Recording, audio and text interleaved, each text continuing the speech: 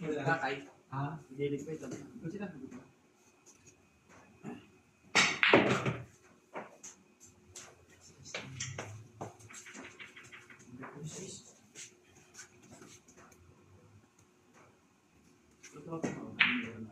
Sabi ko, gawin mo sa akin.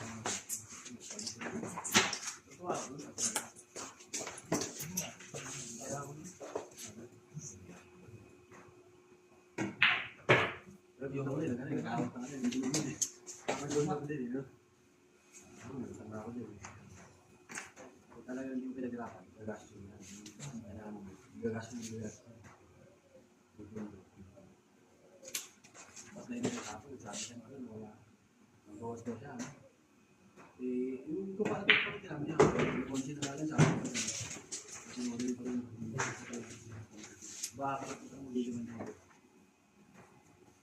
Hindi, kung ano mo lang eh. Sa akin na kayo mag-pwede sa akin.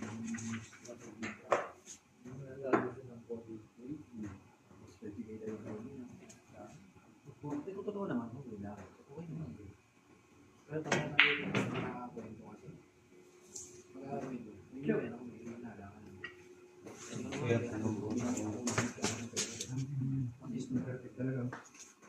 Kung kwento, parang nagdaan kasi yung kwento niya ng pero parang pagkakwento niya, pumagbuhay. Doon ako napapano. Ito bata ako. May pera naman. Yun!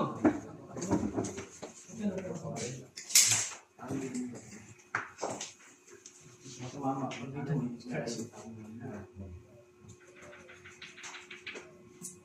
Eh, yung hindi naman pwede natin magpapatay.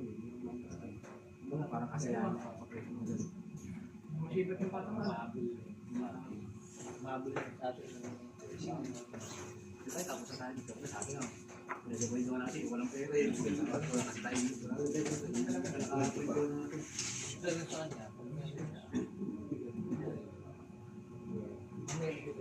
yung sa kanya. Bubugyayo mo yung labas. Hindi ko yung kaya. Hindi siya labas. Alam mo talaga. Oh, siya kasi. Ay, puta mo wala.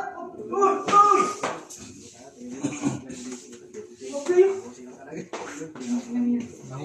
Nahulog, wala kang iway. Kapal pa yun. Wala, hindi ko masipot masyado. Nahulog, parang scratch eh. Etat. Di ba?